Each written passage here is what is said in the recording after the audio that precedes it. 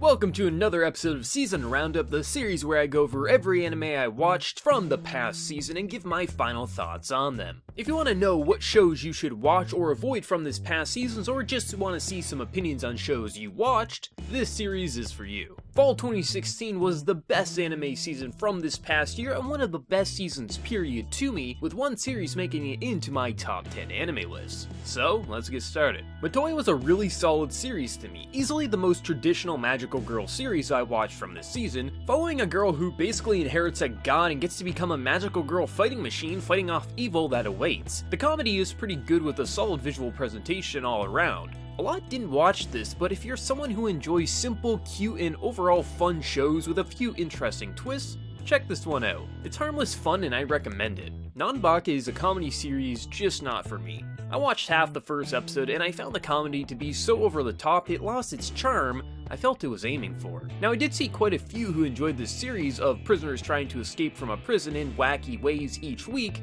and hey, it's getting a second season, but I hated the comedy so it just wasn't for me. This is what we call perfection.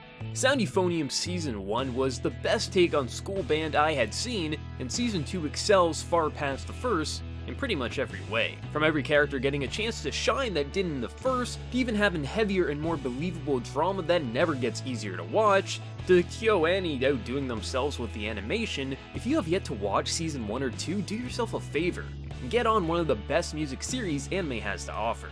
I'm still disappointed it wasn't lesbian figure skating. Remember how I said an anime made it into my top 10? Yeah, Flip Flappers is it. I called it before the season started it would be great, but my expectations were high, through the roof, and it still blew me away. A series that follows two girls going to different, unique, and intriguing worlds collecting these fragments that hold the key to controlling this magical world known as pure illusion. What makes it work is the beautiful artistic direction that makes every episode look unique, pop, and have a visual flair you rarely see when it comes to anime. The anime touches on coming to terms with who you are, depression, dealing with sexual desires that the world may view as wrong, from hard-hitting to simple themes. The anime does it all and conveys the best coming-of-age story I think anime has to offer. It's just simply stunning. Please watch it. Anime probably was a mistake, but I'm glad it exists. Keijo uses fan service in a way that I like. It doesn't try to be sexy, I mean, it's a drawing, I don't see how it can. It uses fan service to be insanely funny and over the top, but to have a purpose for the sport they play, Keijo. A game where you only use your tits and ass to hit each other off the platform known as land.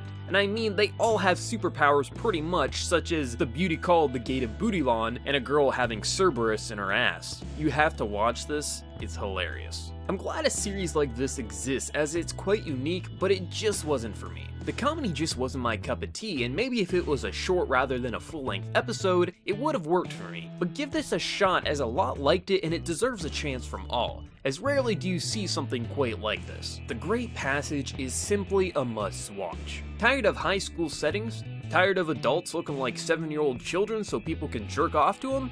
The Great Passage is literally an adult setting with adult characters making a dictionary, and it's fantastic. The premise may sound boring, but the execution of how the series characterizes everyone to make them believable and gets you to care about the progress of this dictionary is simply stunning. How it carefully uses wordplay in the most beautiful ways, and how the animation uses body language, a very difficult thing to do when it comes to animation, to convey how a character is feeling is just simply stunning. Everyone needs to watch this, as it's not only one of the best from this season, but from this year period. A story about a bunch of voice actresses seeing the horror of what the anime industry is, making fun of moe and tropes while talking shit behind each other's back. It's really funny and a great gem from this season, try it out. I never enjoyed Hellsing, but I enjoyed Drifters a lot. Mainly because I like taking historical figures and bringing them together so I can get on board with the cast of Drifters, at least more than I could with Hellsing. The comedy is outright atrocious and jarring, but the story of these two armies battling it out with the greatest minds and fighters history has to offer, with a high fantasy setting, is something I quite enjoyed and could stay aboard on. All this year I've talked about Jojo Part 4 in these episodes, and goddamn was it good. This is the best Jojo part anime has seen so far, with a perfect cast that has great comedy and powers to back them, with the best villain Jojo has seen thus far. Dio is cool and all, but he's just evil.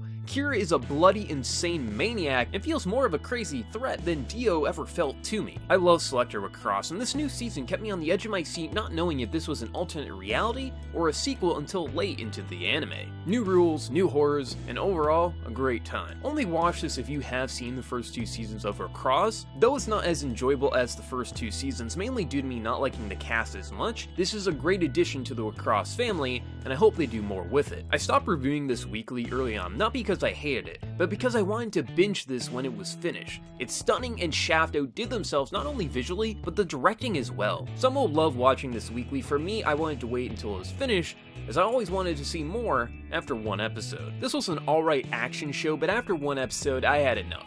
There was so much gold from this season, I didn't feel the need to continue just an alright show. What if World War II had magical witches? How would have the war went? That's what Izetta answers, and how they use propaganda and many other aspects that were important to World War II and twist it with the addition of witches is honestly brilliant. Everyone should watch Izetta, it's fantastic, and it ends on a very high note. Another darker magical girl series, but this time a battle royale. The first few episodes are stunning with what it achieves, but for a few episodes it does drag, and it might make you think it lost its touch and became nothing more than a glorified bloodbath. But if you stick around, it does pick back up and ends in a positive way.